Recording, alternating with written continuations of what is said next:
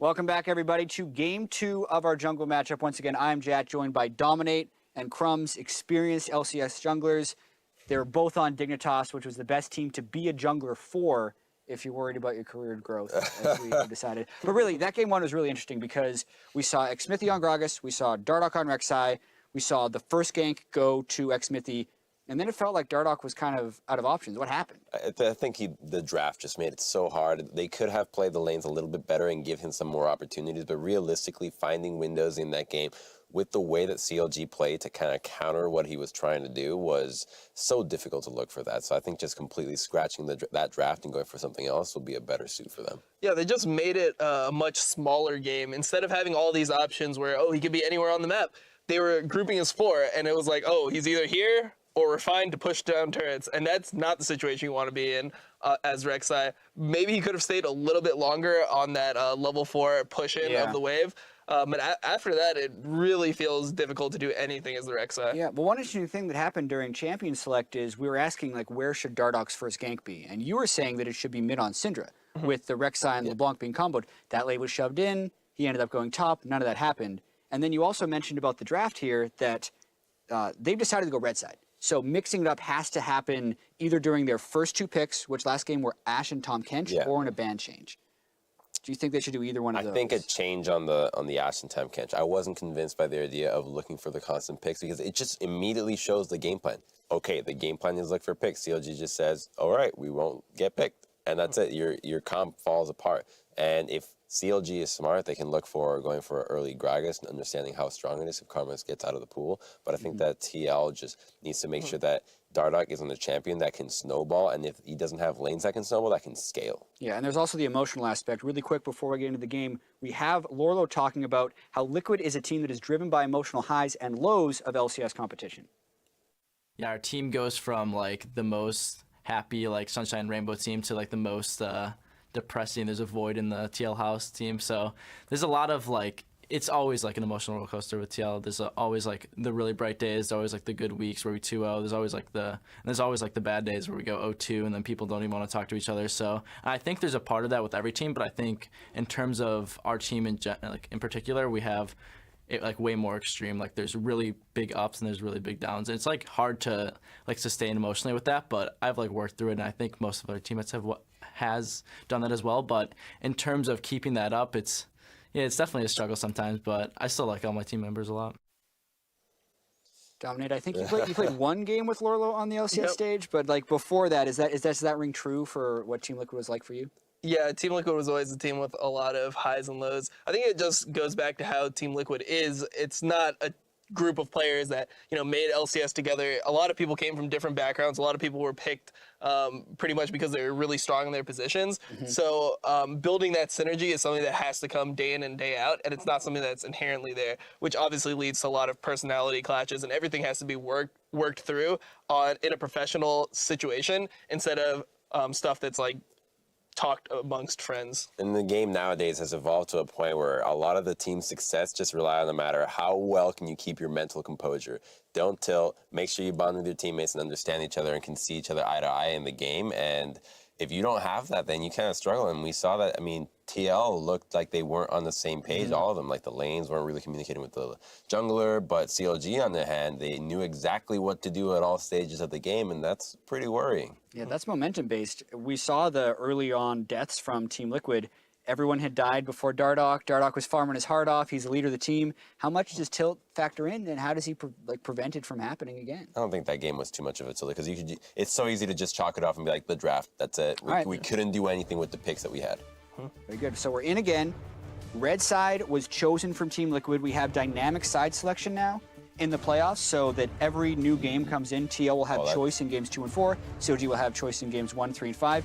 And is that either a misclick or a troll ban? Aatrox jungle. Aatrox ban. They figured out Aatrox jungle from Dardoch could have been a... Yeah, we're in Season 3, boys. I feel like that could be an empty ban where they just want to play a lot of Feels like an empty ban, yeah. a lot of times teams will go with that strategy. Essentially, they don't want to go super deep. Wait, you really think that's a valid strategy? I really don't like that strategy, because you could just say, maybe here's a champion that the other team plays that we don't play, and just get rid of it. Well, I guess in this situation, it must be a mess. It must be a misplay. yeah, must be. because we're coming back to us. We're sitting down already for Champions Select. The standard Aatrox ban, not so standard. Looks like they're going to be remaking Champ Select. But to answer your question, I think that it is a viable strategy if you're going for 5 OPs up. If you actually can pinpoint 5 OPs where you get 3, they get 2, and the top 3 are must picks, I think that then it could be a viable strategy.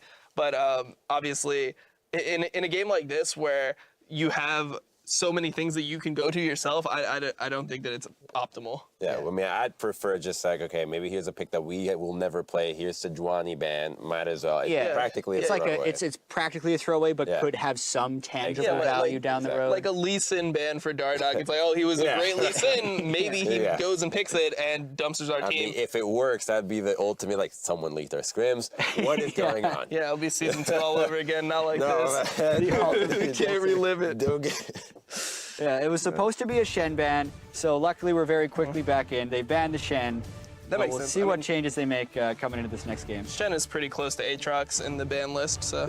Yeah, I mean, it's basically the same word, right? Yeah. Easy mistake. Anyone could make it. A-S. Yeah, the Karma. So getting rid of the... at least if Karma's out, you can get it. Rek'Sai is going to be so much stronger in terms of ganking and ganking in the team environment. So CLG wants to say, hey, we want to group as 5. Against Rek'Sai, it's going to be a lot harder to disengage. And it's also a ban that doesn't give your bot lane auto priority. Pretty much if you have a Karma matched with any of the decent AD carries, Karma Lucian, Karma Jhin, Karma Ashe, they're going to have level 2 push-in power, and they're going to be able to have priority in the bot lane, which actually was a huge detriment to TL that game, because as you saw, Dardoch won a really good trade level 3, and he wanted to contest the red. They had priority on mid, but because bot lane was so shoved in, Afro and Jhin just roam down, and suddenly that red buff belongs to CLG, and Xmithie doesn't get punished at all for taking that bad trade in the river. Exactly. We're so focused on the junglers in this stream, but the junglers are also constantly watching those lanes, and we do our best to try and kind of say which lanes are influencing the decisions, and very clearly the Karma had a big say on not only the early pathing, but as Crum said, even Dardoch's ability to participate in team fights. So now with the Gnar locked in, they didn't take Rek'Sai very early on last time, was Tahm Kench and Ashe. Do you think they should pick an early jungler? I think they should take the Gragas. Yeah, there it is. Yep. All right, boom. So they're just saying, we want a team fight. Your plan is a team fight and group a bunch around the map. We want to do the exact same thing then. And right off the bat, I mean, can you try to out-team fight Gragas Cassiopeia? Not a high chance. Yeah, can you gank the Cassiopeia before it happens is another question. It depends. I normally like seeing an Ashe pick against the Cassiopeia because it kind of forces the Cassio to take cleanse, which might open up differences in the matchup. Suddenly something like Syndra becomes a much better matchup into Cassio if he has cleanse, because you're able to at least burst harder and he doesn't get that extra ghost to dodge your spheres, etc. I also think that long range is generally a decent counter to stuff like this. If you're able to stay back far enough that you're not within Gragas engage range, you can actually do a lot of work to something like Cassio. I know GBM goes for the Zera, things like that. I actually really like picks like that in general. So it looked like CLG hovered the Rek'Sai. We're really close on taking it. It's still the jungler we would expect to see out of him probably, since there's no jungler bans. If we didn't see a Rek'Sai, I think it obviously depends on what Team Liquid lock in I still think here. we're going to see the Rek'Sai just because the Ashe and the Bard are pretty good denial picks here. You do know that Matt can play, you know that Fabi can play, and you want to make sure that you have that. But if this was a different team, and maybe Xmithie's been practicing other picks, having that heavy utility engaged bottom lane is a really good way to free up your jungler to pick a more carry style champion. I think that if we don't see the Rek'Sai here, something that could work is the Elise. Something that's really good about the Elise is she brings magic damage, which is pretty unique. It's pretty much just Gragas and Elise that bring magic damage from the jungle, and it diversifies your team. If you go Rek'Sai, Gnar, Ashe, you're pretty physical damage heavy, and it's easy to itemize armor against that. But if you go something like Elise, and then an AP mid, which they're obviously going to go for here, you have some more options where you can build in ways that forces TL to itemize MR and armor, which will make them overall squishier. Well, course. what do you think of going, say, with a Hecarim here as well? It's unlikely to see it here, but it does seem to fit the composition, especially against the likes of a Jhin. Like Jhin against Spartan Hecarim does seem... I like Hecarim into Jhin. I don't like Hecarim into Cassio, because if you're not able to instantly kill the Cassio, she'll just train you down and kill you in a couple of E's. Yeah, that's basically the question here. Knowing 4/5 of Team Liquid's composition, what would the dream be as a jungler? Like, what do you want to play with this combination, and what support would you want? I think the Bard is already there, but I'd probably go with the Rek'Sai. Mid laner, would you want? Safe. Which jungler do you want? I think the Rek'Sai, and then you're mid like a Victor. Okay, yeah. Hey, Yep. Crumbs, they can hear you. No, I'm just kidding. Well, it's just so easy because you want a lot of gank pressure when you have the Ashe and the Bard, and Rek'Sai in combination of Bard when it comes to the stage of just a dual roaming with the support and jungler roaming. It's so easy to set up kills across the map, and you can dive mid lane against Cassiopeia rather easily with just a safe mid laner like Victor. Oh man. And Victor's really good here, because if you are going with the Gnar Rek'Sai Ashe, the Victor actually will force you to eventually build MR, which is something that other mid laners you might be able to skate around. For example, if it's a Syndra or a LeBlanc, you might not have to pick up MR, but Victor is going to put AoE magic damage into the team, and you're going to need at least a Locket to deal with that. Yeah, and then on the final pick, we got to see Lorlo go with the Aurelia again into the Gnar matchup. So the question will obviously become again, since so much of the early jungle pathing was decided in the first 5 minutes of the last game, where should Dardoch focus and where should Xmithie focus to get the most success? I personally like the bot lane for TL. Yeah, I'd say the bot lane for TL is pretty squishy. You have Ashe and Bard. Obviously, Bard has Magical Journey, but they don't have that much inherent mobility in that lane. And you have Jhin W, long-range CC follow-up, which is really effective in situations like this. If Bard's able to just tag one of them with an auto attack, you should be able to proc the stun. You have Jhin W to follow it up, and you have essentially 3 CCs in that lane, which is definitely a go-to sign as a jungler. If you have 3 CCs in a lane, normally you can gank it. I think while the matchups are reversed, Xmithie's plan should still be the same, maybe a little bit more towards the mid lane and contesting blue buffs, because you have lanes that can win by themselves. Gnar can hold his own against the Aurelia now that she got a little bit nerfed by himself, and the bot lane with the Bard and Ashe is a rather powerful lane if the junglers aren't there. So as long as he can keep Dardoch away from his lanes and make sure that Victor always has priority on pushing middle with the blue buffs, because he can hand off that blue early on if he does the right little pathing and enable him to have pressure in the early lane, he should be able to mitigate the pressure that Dardoch can have, especially in getting towards the bottom lane, because it's a lot easier. It's really hard to even go for ganks in the bottom side, even if your mid laner is losing or getting pushed in. Yeah, not even to mention like how quickly they need to be able to get down there, because something I've been seeing a lot of, especially if we're going to see standard lanes again, is junglers kind of rushing to the Scuttle Crab and just trying to get Scuttle Crab control as quickly as possible, because that dissuades ganks and kind of gives you control of the bottom side. So I guess the things that I'm going to be looking for is the 80 carries, which camps are they going to start, and will we see the same jungle routes from these guys now that they're playing the reverse of the matchup we just got to see? I think you still start topside for sure, but maybe Xmithie does like Gromp, Wolves to red, Raptors, goes topside, hands off blue, and then goes for a little counter jungling in the top side, and then the dueling has to be a little worried. Yeah, and the interesting thing about this is they're now playing Rek'Sai on blue side rather than Rek'Sai on red side. Like, what would influence your jungle pathing based on the side of map even? Because I think that matters, especially for junglers who might not be blue reliant. I think for Rek'Sai, it ends up being pretty standardized. He's not going to take his blue on his first clear. He's going to go Gromp, Wolves, and then he has the option of doing Wraiths then red, or just red and then go bot.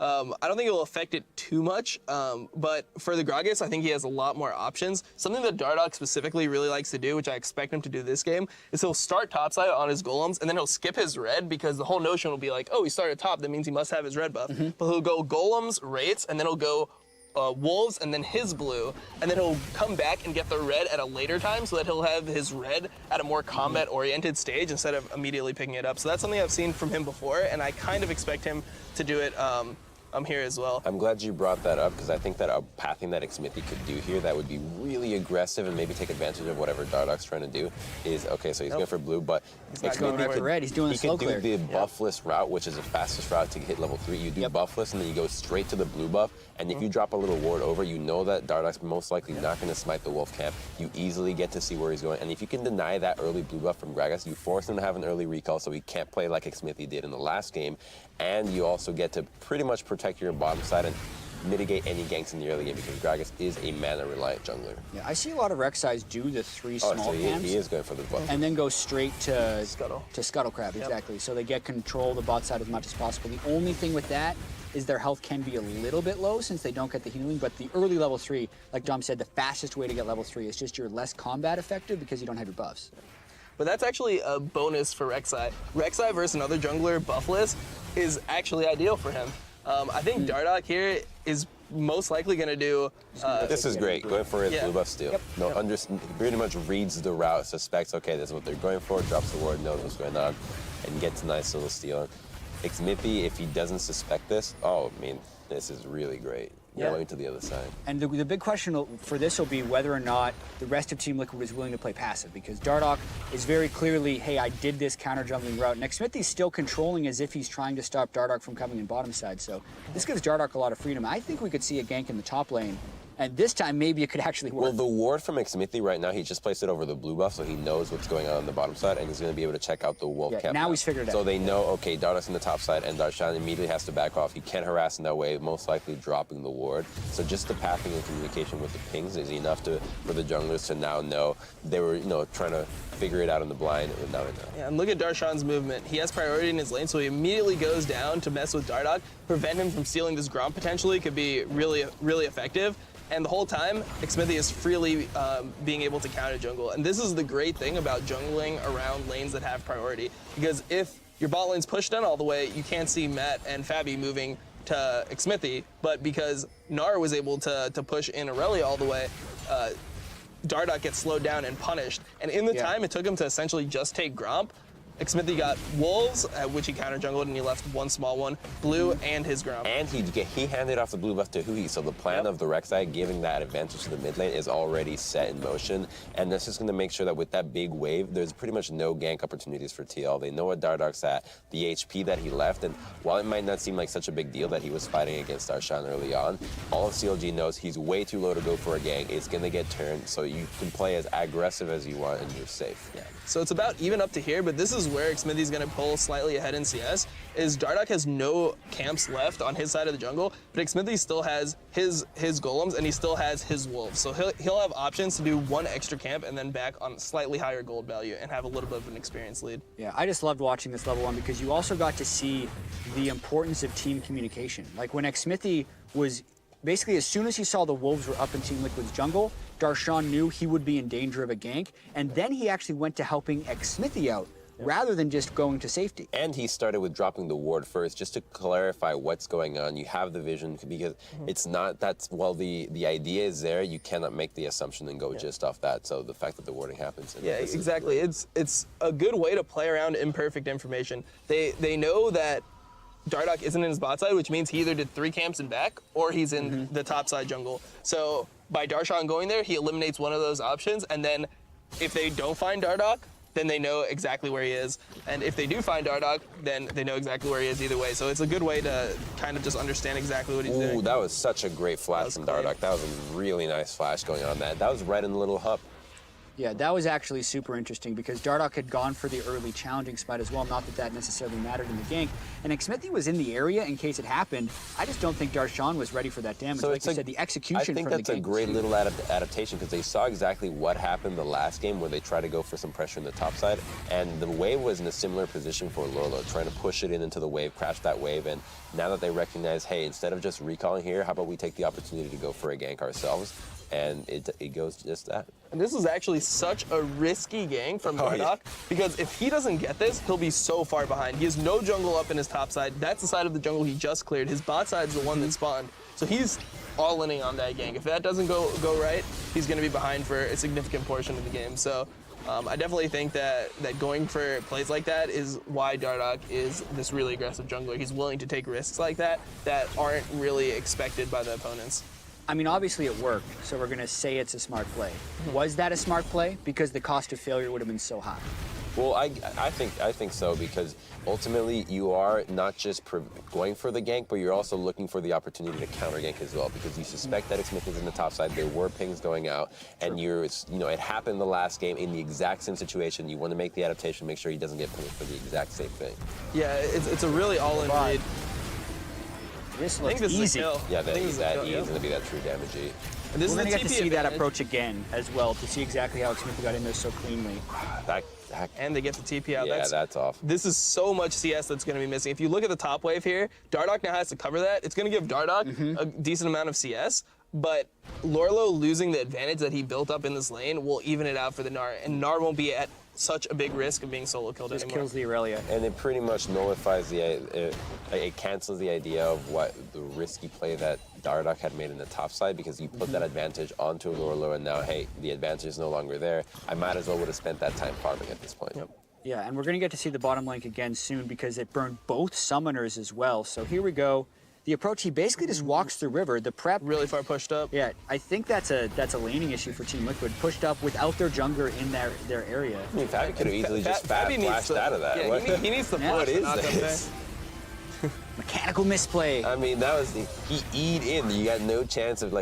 if you just flash the knockup, you get away scot-free. Obviously, there is outplay potential to that. If some Rek'Sais will get really close to you to try to Yeah. force out your flash, and then as soon as you flash, they follow with the flash knockup. But in that situation, you have no other options. You need to at least flash, because if you get hit by the knockup, you're dead either way. So either he outplays you by holding his knockup, or you get away. It's the best thing you can do. And CLG did this in game 1 too. They're forcing top very quickly, but this time Dardoch is actually there waiting. So TL learns, they adapt on the fly, and now the entire team is over here preventing that turret. The problem with this is that Dardoch is actually extremely weak in terms of items right now. He hasn't got a base off since that first one that he had at like 4 minutes. So Xmithie? that's just over aggression. Yeah, that's He really shouldn't die there. He has a ward in the lane, so he sees everything that's happening here. He just greeted out for the golems. He didn't expect to die that quickly. He thought he'd be able to tunnel over beforehand. you always forget about the Cassiopeia W that just completely wrecks any jungler. You're standing on that, you got no chance of survival. Yeah. It blocks the Rek'Sai tunnel as well? Yes, you can't tunnel, you can't slam, you can't pounce, you can't dash. Pretty much everything. Yeah, it's is- everything. Grounded. That's a new mechanic. When did Yeah. that come into the game? For all the Yeah. kids out there, you're grounded. That's what yeah. it feels like. Slightly before Chain Vest was in Talisman of Ascension, Hey, apparently. don't bring that. Don't bring Yeah. Last game we It's a said. jungler stream. What? Yeah. Talk about the jungle item. We know those very well. What was the last time you built the Talisman of Ascension? Literally never. I don't even play it said talisman support. When you queue, are you jungle and not support like your jungle? I off, always jungle do a mid? jungle. Well, bit. actually, I play support all the time because I get autofilled like every game. So I You play. just never built Talisman. No, I'm the type of jungler who always goes for Frost Queen's Claim or just something like that if I'm playing support. You know, I'm not going with that Talisman of Ascension. Screw my team. I'm gonna do my own thing, do some damage. Highest gold generation and damage possible. Yep. Interesting though, that kind of gives it back for Xmithie when he overstayed there. And Team Liquid decided to match this dual lane as well, even though they're already down. So we are talking about in Champion Select what type of pressure the jungler should be applying. It does seem like Xmithie now is very much just trying to pressure in this They lane. just want that first turret. It's like getting a first blood at this point. You just want that so badly. And it's also the threat that Fabi's under. A flashless Jhin is so easy to kill, especially with Bard ulti and Ashe arrow. They can catch him at any point, so they pretty much are forced to concede this turret. And there's Speaking the of Bard which- ulti. Oh, Xmithie's here. Dardoch's here as well, but I mean, what's he Oh, gonna he's do? dead. Good night. Oh, is that two? Double. that. Red Oh, fuck that. Come on. Xmithie, nice shot. And like, is there anything Dardoch could have done about that? Yeah, he needed to back. You can Stand in front of me. The play in general, obviously, the actual man. play. Come on, Gragas is fat enough, Yeah. man. You can get in front of that. You deserve to die for giving me the turret. You made me come up here just to get killed. Oh dear. How did he not get stunned by that? 6-8 turned around in like half a Moves. second. The jukes. Ooh, he's here This now. guy's dead. So this is a lot of stuff that just happened. A lot of good stuff for CLG in particular. Xmithie was roaming up there before Dardoch. Dardoch had to back to get the jungle upgrade, basically, because you mentioned how we've been out on the map for so long. I wonder if there was a moment where, if they actually had 3 people under the turret, they potentially actually stopped the Bard Ashe thing happening. But because Dardoch is away, we're going to get to see the later fight underneath the second-tier turret. Dardoch tries to blast away with his I ult. think the problem with it is it's all up to CLG to see how clean they can play it. If they're able to get a really good Temper Fate into Arrow, they can dive it even 3-on-3. So the situation here is really just my perspective is that they should be able to dodge out of the situation. Get their bot lane matching versus the top laner, or some situation where they at least dodge the window where Fabi has no flash, because he is so vulnerable during that. And essentially just have to eat that they're going to be giving up the first Which turret. just makes no sense to the whole idea of why would you pick the counter AD carry, like you're countering yourself into the 2 AD and support that will obliterate you the most as Ashe and Bard. Where you're just like, okay, let's pick this champion that makes no sense in this point. Yeah, I think that TL really needs to start going with bot lanes that generate priority. The whole idea of them just sitting there and farming with these lanes is not working out. Ashe and Bard, having a range versus melee support, you almost always have priority in that lane.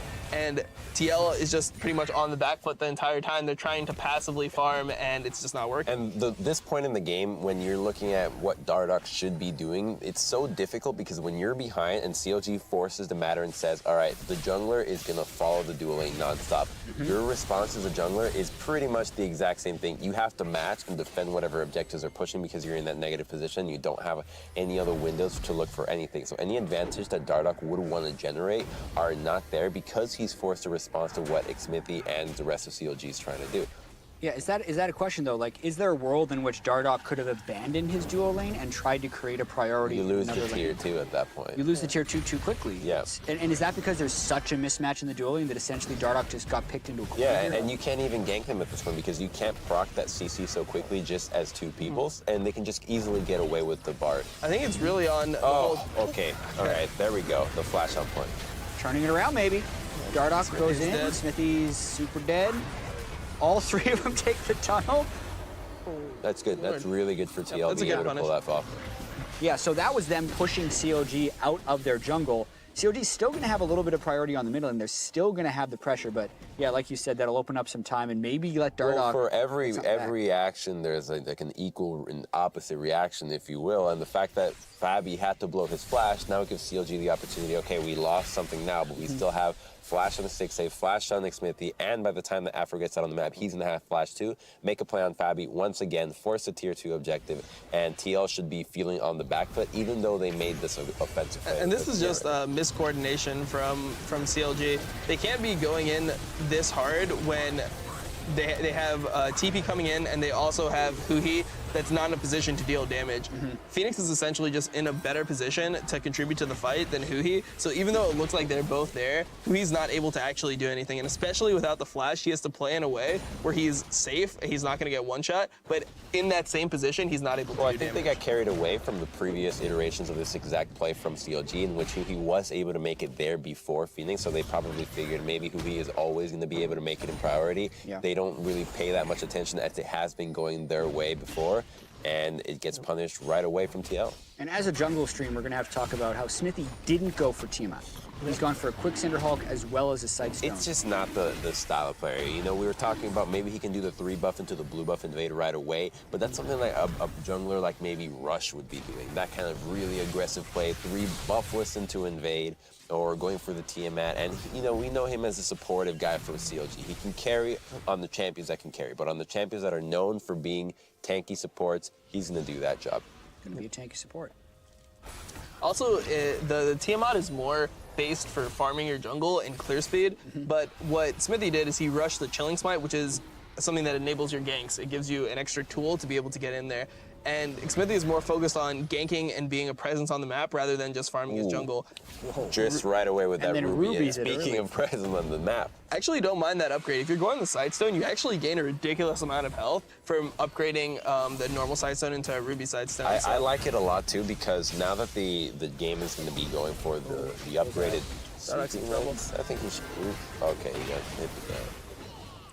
Well, now that the game is going to be going for sweeping lens upgrades, a lot of the time it happens that you play, say, your 3 wards when you go in for a rotation of warding, and then if you couple in. Look at this this. thing. This is CLG just trying to take over. Dardoch already dead, so Oh, he no, can't do this much. That's a great flash from Lorelo flashing out of that. He missed the gym with that one. Darshan dies from the overcommit, but that play in general, like, Dardoch didn't have Merc Treads beforehand, so the Ash Arrow hit him for about 3 seconds, and that was able to chain him for a stun. Now he's got Merc Treads, but he's actually matching with the Sightstone. Is that forced because of the Ruby, or is that just because he wants the vision? That's simply because he decided to go skirmishers. in competitive, you can't go skirmishers and then not get a sidestep. Although there's only been one man to pull it off, and that's been Inori, and he somehow is able to still do it. Yep. But it requires such an effort from the team in understanding what the support has to do, because the support has to know exactly where the wards have to be going. The wards have to be so precise and make sure that they don't get cleared out, so you need to fight for pretty much all inches of vision. Yeah, and it's also jungler specific. Something like Gragas or Elise, for example, you're going to need some type of vision control to be able to play those junglers effectively. So Gragas is a champion that, without having that extra utility of being able to ward and being a tank, he's just not as good. So Dardoch went the early skirmishers. That swings the matchup a little bit more into his favor. He can fight the Rek'Sai more early. Yep. But to compensate for that, he obviously doesn't have a tracker's knife, and he needs to go Sightstone so that he's able to pick up vision for the team. Yeah, it makes sense. Not to mention the vision's really important to see an Ash Arrow a little bit early. That's kind of an underestimated thing about Ash Arrow, is being able to shoot it from fog versus it being seen by a ward. Can make or break the game, especially when Fabi doesn't have flash. And like you said, the combat effectiveness of the challenging smite. Yep. And at this point, it's kind of like, what's next? What is next for the junglers as far as Xmithie and as far as Dardoch? Because the game is equalized to be relatively close this time. Well, now that I think the only remaining, there's no remaining, the remaining tier 1 for CLG is the bottom lane. So again, CLG's game plan, Xmithie follow dueling around, make sure you can force them turns. We have the priority in the duel lane, and you just want to keep playing to the strength that you have. So he just sees the map, and the easiest way to force an objective is going to be go straight bottom, easy to get the kills with the Bard and the Rek'Sai. So he's going down there, and Dardoch recognizes the exact same thing. So he's in the right place, right time with the pink ward. Not moving too. This is really important. You don't move when you suspect that Rek'Sai is there. Yeah, you can see toggling the fog. Dardoch did get spotted before that sweeper, so Xmithie's going to have to wait back. But yeah, it is the counterplay that Dardoch's trying to do, much like Xmithie was trying to do against Dardoch. It's kind of seems like the way the matchup goes, where Gragas needs to match the Rek'Sai and then hopefully have his team behind him and he's better. And I mean, Xmithie got really far ahead, not just from really intelligent pathing and plays as a team. Even after that death that he did in the top side with that doubles, he's still over almost 30 CS up at this point, which is rather impressive. And you see the gold advantage, just 1,600 gold. That could be a BF sword. Yeah. It could be a BF sword. I know someone who would build a BF sword with a giant in the jungle. Yeah, he built it into Zanya's eventually, so that was an interesting item. Well, we didn't even know Chain Vest built into Ancient. Did you know BF sword built into Zanya's? That's the way it works. Oh, Lord. But I actually think that this stalemate is an advantage for TL, because TL really wants to wait for them to get their flashes back up. Dardoch waiting the window for his flash to be up, and Xmithie waiting the window for his flash to be up, is an advantage to Dardoch in my mind, because I think that there's so many different things you can do with the Gragas ult, and it's a much more powerful initiation tool than a flash knockup from Rek'Sai. So I think that stalemate that they had there was actually an advantage to Dardoch, but it's something that obviously doesn't feel great, because he wants to be able to farm a little bit more so that he's able to scale to the point where he's actually And I think something that I've noticed about CLG is that when they make these plays for the objectives, they're usually making them off of the deep vision. So if Xmithie and Afro aren't able to go in for the deep wards, they're not really too comfortable making sure that they can go for these dives and force the turret. So because of the warding that Team Liquid had and the defensive warding on the bottom side, particularly look at the pink wards on the bottom side of the minimap, CLG doesn't feel that comfortable going in for that play. So they just back off, where they could have easily just forced the matter with an arrow with a Bard ultimate while they see Dardoch on another side. But because they don't see them, they back off. Yeah. But we did just get to see that deep vision. It caught the Jhin running top lane, so maybe, and then that's the game, right? They see the Jhin top lane, Aphromoo pokes his head in a little bit to get another ward for the bot turret, push a little bit more for the bot turret, because they know the Jhin has been gone. So it's that imperfect information, but being able to see just enough. And a lot of it has to deal with wave positions. They have tempo because of where their wave is, so even if they go into a base race, CLG will eventually end up winning it. So TL is forced to respond in this situation, and they don't even get the turret right here. They actually just have to run everyone back bottom. Fabi ran top and then ran all the way down bottom just to defend the tier 2 that could potentially have been taken down by CLG. We also have to kind of look at the initiation profiles from the teams. Xmithie and Dardoch both having flash. We did mention that obviously favors Dardoch, but what about the rest of it? And like, how is the team composition changing the way you have to play the Rek'Sai side? There's so much follow-up that Xmithie can provide because of the strong initiation of CLG. Then on Team Liquid side, does Dardoch have to be the very first one in, or is he better as a follow-up? Yeah, Dardoch does have to be the first one in because the thing is, a lot of times when you play the Jhin, you want to make sure that you have somebody to proc in for Jhin, but because it's such a short-range comp from TL, you need somebody to be up there up front, and Dardoch is the only guy fit for the job, whereas CLG's side, they have the Ashe, they have the Bard as the initiation tools, and you have Gnar and Rex that kind of like a little bit more of a follow-up, but I think Xmithie's job should pretty much just be, all right, protect Victor and Ashe, make sure that Aurelia or Gragas don't get in on them, and you should be able to win a fight outright. And this is really important. They're jockeying for position for the second Infernal Drake, which is coming up. And this will be the first Infernal Drake for TL, and it scales marvelously with their team comp. Jhin and Cassie are some of the best users of the Infernal Drake. And then for CLG, Dardoch went good. too deep for vision. It looks like he's going to live. Yeah, his flash is going to get killed, though, so that hurts his initiation. That's a counter. Yep. They should be able to be a dragon for Both CLG really low. if he just basically uses his ultimate if he feels too low. And just the fact that there's no more flash or Gragas ultimate is really awful for TL because this is the only engage tool that they have. And if his flash is down, the red isn't even there. And you don't want to be playing against double Infernal Drake Victor come the late game. That guy does damage. Matt is the only one that could potentially initiate, so he's actually in the front line right Stixie's now. in a questionable position right now. If Cassiopeia goes untouched here, she could carry this fight. Oh, that's it. Phoenix! He tried to go for the home run. He didn't die. Oh, wow, they actually won that. He didn't get something against a little turret. Yeah, the Gnarl couldn't quite get the stun. Junglers be damned. They were super low before that fight happened. And really, we're going to have to end up watching that fight again because this could be huge for Team Liquid. That's going to be that's the dragon for It's maybe not over. Like, Aphromoo is pretty healthy. Stixie still has flash and arrow. They're going to at least try and throw an arrow in, you think? No. Bard Q? Oh, my God. So close. So close. Yeah. I actually think that was a poor decision from CLG. I like what Crumb said, where they could have just ported back the Rek'Sai, and then they have a full health jungler versus a no health jungler, and then they get position. Then they take the Drake. Yeah, and then they get the dragon. But here, they're going for the mid turret. Xmithie is still extremely low, and they're not in a great position. Lorlo's on Stixie to start off the fight, and they're split. They're 3-2, which is exactly the type of fight that TL wants. They greeded out because they wanted that tier. They were like, okay, we out-rotate. They couldn't resist the out-rotation. Yep. I'm shocked that Phoenix didn't get stunned by that turret. It looked like the Gnarl was going to smack him right in there. But interestingly enough, Dardoch ended up taking a lot of hits despite being really low in that fight. Speaking of interesting things, what do you guys think about when you're playing the jungle matchup and then you see a guy kind of mimicking your build? Because we see that Dardoch also goes for the upgraded Ruby Sightstone as well. So I feel like they're understanding that a vision was a bit of the problem, and now they're, all right, we got to match vision for vision, make sure that we see just as much as they do. Personally, it makes me feel like I'm winning. If the other guy's copying my build, you feel like you're winning? I feel like, oh yeah, this guy's trying to be like me. I'm just one step ahead. Yeah. And that's where you bring out the BF sword like Media. He and make him copy it. Yeah. Make him copy it, but then you just change it, and then you have an extra item up on it. It's genius. He doesn't understand when to sell it. I think it's a reasonable choice for Dardoch to do it because he knows he's behind, and I agree with what you said there, Dom, of it makes you feel like you're winning. It's because he is. But it's also a decent way of trying to neutralize the matchup as much as possible is, hey, if this guy's going to try and crush me with vision, I'm going to have the defensive ward down so I at least know where they put the vision.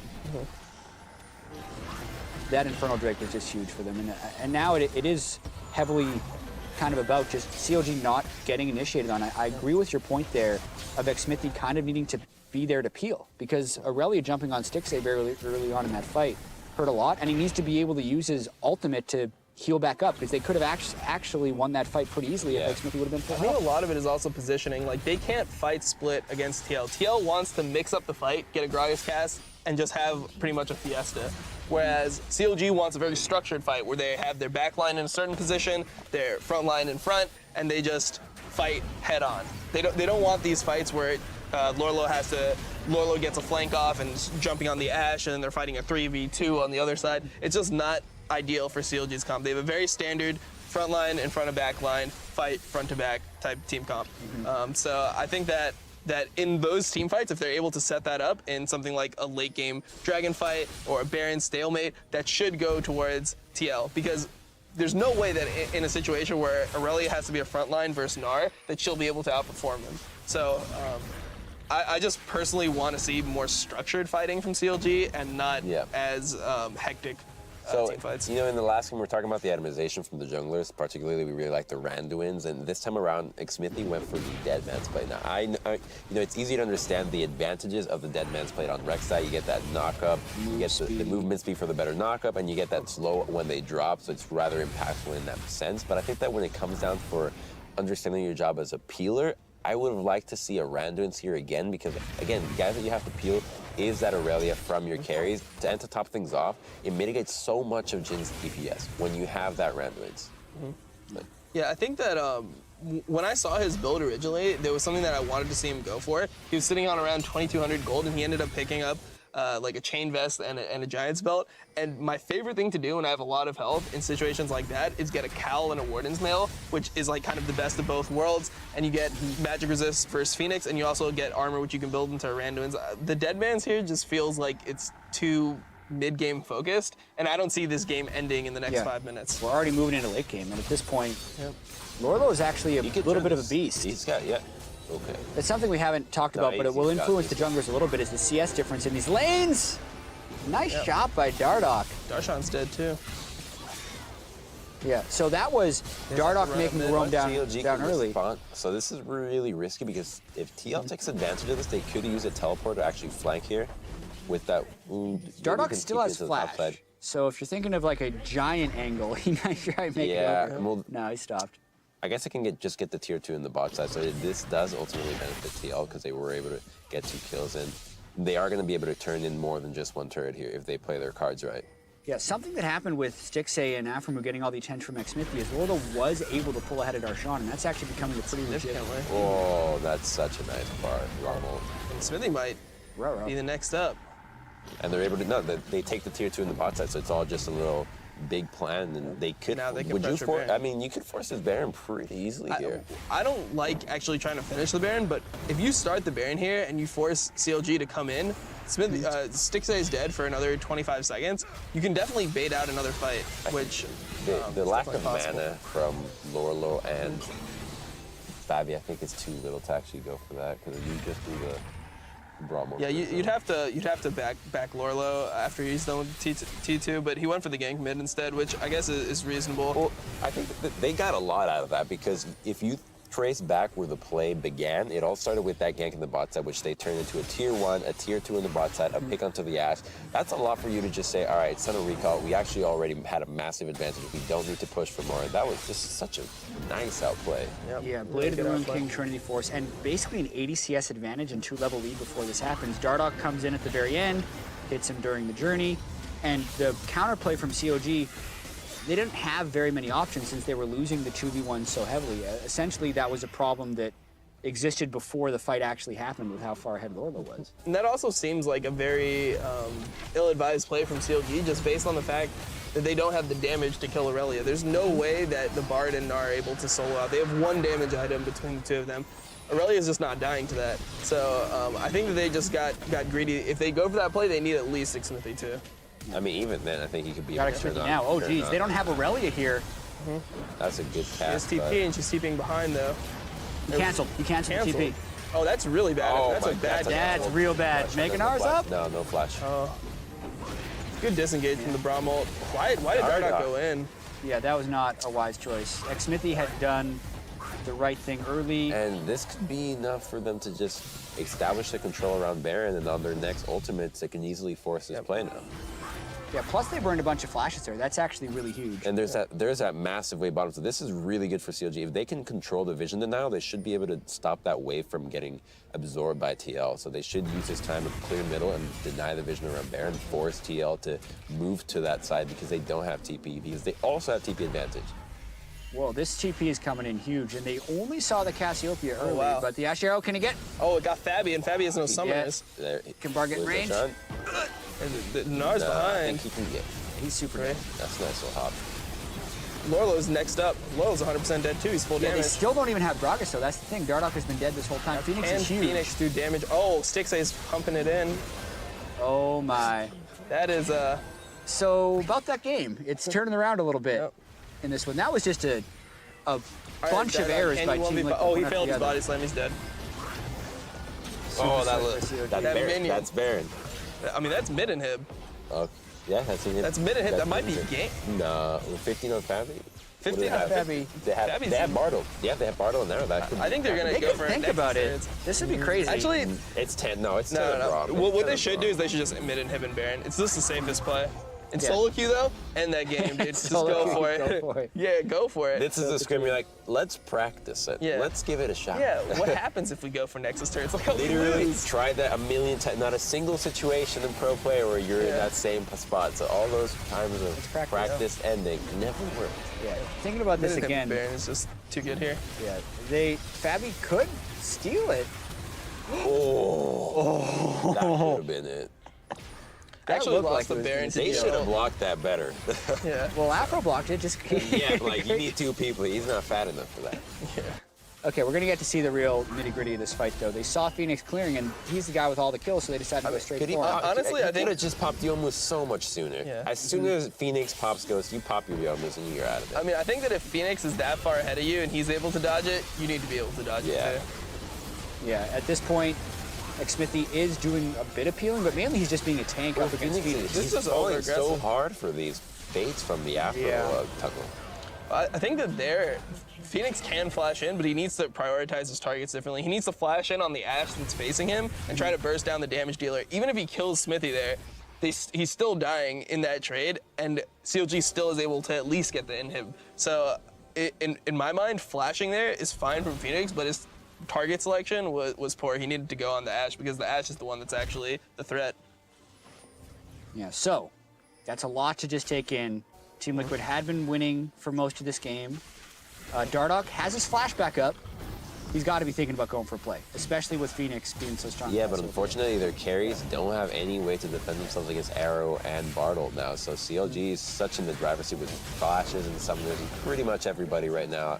I think that any fight, no matter what Dardoch tries to do with his flash, I think it's going to be outshined by the 5 flashes on CLG. And what Xmithie is doing here is really good. He doesn't need to like dive, but if he stands between Dardoch and his team, it's going to be almost impossible for Dardoch to get off an initiation there. So their formation should be consistent with Darshan and Xmithie in front of the carries.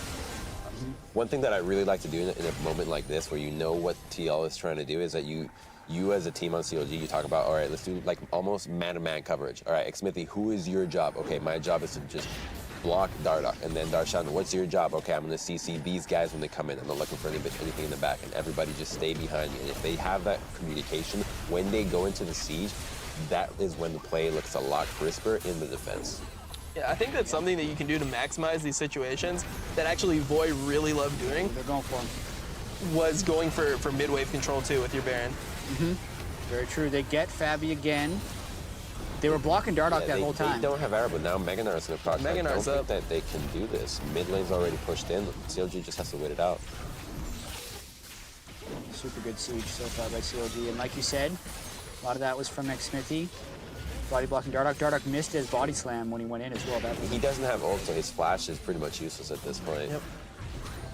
And this is just textbook now, just 5-man bot with Baron and game. Yeah. All right. So next game, okay.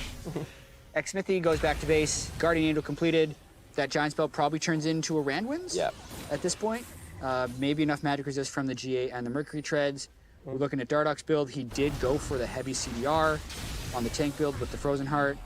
Probably a Spirit Visage to close out the rest of his CDR. Yeah, but I think it's already too late for the plays that Gragas has in mind now that there's Crucible and the QSS on Ashe. I mean, you go on Huhi, he's getting cleansed out. You get on Ashe, he's got 2 of them to get out. Ghost Flash on both of the carries, Exhaust everywhere. All flashes on CLG. I mean, just the fact that he's alone initiation is always such a burden as a carry when your initiation solely relies on your use of Flash, and there's such amount of defensive tools on CLG. We have seen Dragon fights at the end of the game turn Team Liquid CLG fights before. That's a Bard ult. You said they have no way of defending themselves. Okay, good flash. Go front line. This is good formation from Healing. CLG. The thing is, the Elder Drake takes forever to kill. So the fact that they burned their Ash Arrow and not having to do it does. They just leave have a to bit wait of it a out. window. All they have to do is wait for their waves, and they should eventually be fine. Don't start the Elder Drake. Wait for someone to go back. Lorla with his damage build can clear at And least one wave. one thing that I really like that we didn't touch on is that when they're contesting that little scuttle crab, that Xmithie used his smite on it to ensure that he has scuttle. Even if you don't have the smite for the dragon, ultimately in this point of the game, it's going to be about the fight, not about the dragon itself. And if you have scuttle at this point, it's so hard for TL to actually get an engage on, and it makes it such an easy retreat for the carries if they get jumped on to just fall back, especially with the Rylai's and the slows from Ashe. Yeah, you can see Team Liquid spending a lot of time on the wave in the mid lane, but just CLG playing the waiting game, and now, as they know the wave's going to crash, they decide to start. Is this too early or is it the right time? I think it's too early. All right. It could just crash into the tier 2. Dardoch is relatively zoned out, so it'll be really hard for him to steal it. Deshaun wants to go in with this mega, but Yeah. The steal could stall this game out. You want to make sure that you get more. They actually let it heal up a little bit. I honestly think they should just run bottom here. Yeah. Just go for the tier 2. They have a massive wave that's hitting the turret. I think they're A lot kind of of damage. They're kind of tunnel visioning on the Elder Dragon right now. Now they left, so they Dardoch have could to. still steal it, but it would cost him his life. Not worth it. I think they're being too safe. They should just murder that thing. No, that steal, that's not a good steal. Yeah. This is the game's over Yeah. now. That's triple in his. Even if Yeah. you get the steal, you still lose. So in this situation, you just have to give them Elder, and you just have to play really safe with Elder. Yeah, Yeah. and specifically, if his team was there ready to fight, it probably would have been worth it to try the steal, but because his team is all already Yeah. recalled, the steal doesn't matter. The steal's not going to win you the game. The fight's only a fight is going to win you the game right now. So that has to be the ultimate priority. Understanding that no matter what you do, it all has to revolve around getting the best team fight. And now CLG gets a freebie. They can easily just Yeah. end the game without even triple in. TL lost both of their Nexus turrets during the stall from COD, so I think I agree with you. I think this is it. Unless Lorgo can 1v5. No. Full damage Aurelia. That's gonna And like be there's fun. the Rek'Sai in the backline just completely messing around with Jhin and Cassio. They don't have enough damage to kill him. They're not comfortable blowing every ability on them. Teddy gets stunned into the wall, sticks A. They're just going for kills at this point. They know the game's over. Might as well. 88 boys. Let's go. Nice job by CLG, I'd have to say, in that game, because it was definitely much closer than the first one. Xmithie 2, Dardoch 0? Or was that a team thing? I feel like Dardoch did generally okay things, but I also really loved Xmithie's pathing through these early games. He's I just give that such one an to all Xmithie. around, so solid. Like, he doesn't do the things that would be exceptional, make him the really aggressive jungler, but he's exactly what you're looking out of a player. He does his job right, he knows where to be, he helps the lanes properly, and he pressures the other guy into oblivion. It must be so frustrating playing against a guy that's just on your ass the entire game with the warding, with the counter jungling, and just forcing you to group when that's not what you want to do. Yeah, at one point in the game, he had a 1,500 gold advantage, and we're talking about like the decision-making Xmithie was making, but like, what can Dardoch actually do in response to it? Because he was forced into responding to the dual lane rolling around the map. Did Dardoch have a choice here? I think as a shot caller, he needs to be able to manipulate his lanes into setting up in ways where he's enabled to do something. If he's forced to always respond to Xmithie, they're not going to end up winning. He needs to be able to have some degree of freedom. And in this game, he had almost no freedom. He's babysitting a lane that's eventually going to die anyway.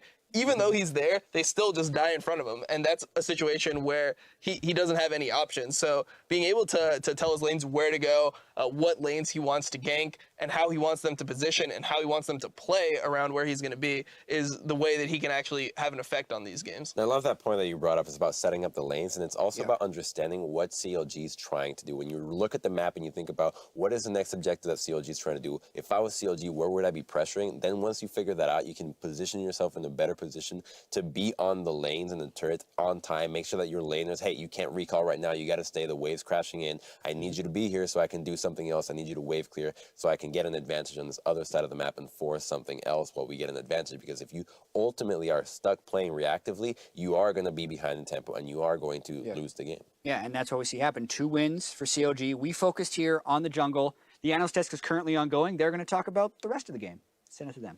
We saw a very greedy Krug Yeah. attempt But from yeah. Xmithie that netted a kill for Team Liquid, so it Right. kind of all fell apart. Right, so even though Team Liquid's adapting, CLG's not executing quite as cleanly, and there's this little ebb and flow to the game where you're wondering, come game 3, is CLG going to be cleaner, or will Team Liquid be even further ahead of catching up on this apparent meta that CLG's defining? Well, and that's the thing. So CLG was able to establish at least a slight lead, across the map, but we did see the concentration of gold on that Cassiopeia and the Aurelia coming up big for Team Liquid in those 1v1s, in particular 1v2s as well. Putting a spotlight on Lorlo here. I mean, you mentioned he has a mastery of this champion on Aurelia, but we did see him in that 1v2 in the bot lane, handling a Gnar and a Bard at the same time while the rest of the team roams down, and top it all off with the sweet high five between both him and Dardoch. I mean, if anything, just to prove once again how emotional this team is and how momentum really does play into their game. Yeah, just dodge out the first couple abilities, and once that wall up's out, you just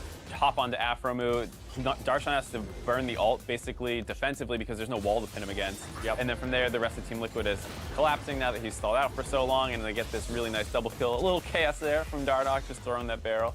But really clean, and then this is what you like to see from them. They pump each other up when they're winning. Right. And you see that in the game, you're like, oh, sick, TL's turning it around, this is going to be a good series, and then the wheels just kind of came off with that TP play. Yeah. Yeah, I mean, it still wasn't as clean, but in terms of comparing game 1 to game 2, I'd say a step up for Team Liquid, right, in terms of the way they're playing individually. And the question is, that same kind of momentum, can they keep their mentality to the point that if they get another early lead or do get those early kills onto the solo laners, they can actually push that forward into a victory? That'll be the true test for them, because as it stands, when they seem to get locked into those more 5v5, those straight up 5v5 scenarios against CLG, CLG's coming out on top. Yeah, I feel like a lot of TL are just playing for themselves. We're seeing things like even just basic stuff like red smite for Gragas. He's not going to make too much use of that. It'll make him a little bit tankier and stuff like that. But then like not blocking Prey Seekers, not blocking for Fabi on the W in game 1. So I feel as though these are just indications of how they aren't playing as a team up against one of the teams in our league that is honestly just lauded for their teamwork when they are on point. CLG is like, no, we may not have individual skill. We have the teamwork. But we'll support every one of our members in every decision they make. And I also think getting first turret right now is something that doesn't seem to be too much on TL's radar, whereas CLG are like, let's get that first turret goal. This seems to be a high priority for them. So CLG playing as a team, we'll see that showcase at that 31-minute mark, a 5-for-1 trade in the mid lane, going to net them inhib turret, inhib, plus a Baron on the back end. Yep, and this is that TP flank that they're so famous for. When this play started, I thought Dardoch was too far away to really connect on it, but they commit to it really hard, they collapse, and they're able to pick Fabi off at the start of the fight. And then it looks like it's going to be pretty scrappy with Phoenix potentially being able to clean up really hard, but he's not able to quite get the stun on the right targets, doesn't actually get anyone with that, and then Stixxay is just barely able to live, where you think if he was able to put that on maybe Stixxay or somebody else, he could have cleaned that whole fight up. Yeah, it's a possibility that CLG maybe would have actually disengaged afterwards. And Dardoch walks up, wants to use his Ruby Side Stone, get a ward down. He does, but he found him. He found him. They were actually stopped, though. He got the vision. To do the Raptors. But we did see how low the health bars were there for CLG, and given, for example, the scoreline and the damage output of the Cassiopeia, we did see how a lot of these fights could kind of teeter on a knife's edge, and if given, slightly different positionings and mechanical plays, possibly Team Liquid comes out on top. Yeah, and even like dodging arrows and stuff like that. Like Fabi dodged and juked into the arrow. If he dodges up, maybe that's a wasted TP for CLG and then a much sloppier fight. So even those things don't seem to be on point for TL today. Yeah, Team Liquid on your screens now, gearing up for Game 3. Important to note, CLG has once again selected the blue side for Game 3, so Team Liquid staying on red, forced to in this situation, are also opting to sub in Jint for Fabi. So we have an ADC substitution moving into Game 3 here for Team Liquid. So if anything, really just looking to switch things up. Now, of course, we haven't seen Jint on the LCS stage. So this is a very gutsy call here to switch things up more, I would have to assume, for a shake-up in terms of the personalities on the stage and possibly the champion pools. Yeah, but the AD carry meta is very defined. Stagnant. Yeah, I mean, you might bust out a Twitch or like some of these more pocket pick things, but I don't think you're going to go with this substitute who you haven't had. I know they scrim with him a little Unless bit. he's a Corki man. We saw Corki in Europe. Maybe something like that, but a Twitch or one of these more team-dependent strategies, I can't imagine that coming into play. And with CLG basically outplaying Team Liquid in a map movement sense, I don't see how bringing in a sub player cleans up that kind of issue. Right, yeah, I can imagine teamwork and communication gets cleaner when you bring in the guy you've been playing less with. Of course, that is an assumption of mine. I am not privy to their practice schedules or who they've actually been playing with. I would have just assumed they're practicing more with their actual starter. Yeah. Right. Also, though, you know, there's always the thing where you're bringing in a fresh guy. The team might be a little tilted. This guy's not tilted. That's true. So He's got that happy-go-lucky, positive mindset. I get to play. Comes I'm in on stage in front of a couple 100,000 people. Awesome. Exactly. So, you know, if he's able to get his nerves under control, I wonder what his lane phase is going to be like, because right now lane is more important than it was before, and you have to get into those lanes early on and actually play. And we've been seeing bottom lane has been a little bit of a push and pull in this series, and so far it's kind of been pulled CLG's way. I guess, yeah, if you know you're going to get standard lanes, maybe this kid's great at laning, and he can kind of bully CLG to kind of knock them off that tempo that they seem to have swapping into to get that top turret. So maybe just by pure mechanical skill, he can make a difference, but it's... Look, Xmithie and the rest of Team Liquid are going to have nerves of steel here, as it is do or die time for Team Liquid. So don't go anywhere, because CLG is poised for a sweep when the North American LCS quarterfinal continues in just 3.5 minutes. It is a long road for either of these two teams in the series. Can TL tie it up, or is CLG going to put themselves in the best possible position? When Fabi gets imported to SKT, this will be the series that he remembers. Yeah, that molded him as a player. Arrow lands it. Stun is perfect, and Xmithie gonna CC chain him to death. Matt now getting low. Xmithie still chasing in, but Dardoch could even be in trouble. Phoenix. Oh! Aptly named Prey Seeker. I stun him. Kill Nar. Kill Rek'Sai. Back. Don't chase so far. Peel and managed to take him down. Nah has gone down. Phoenix flashes in looking for more. Stixxay firing away. Gets one, gets two. A triple kill for Stixxay.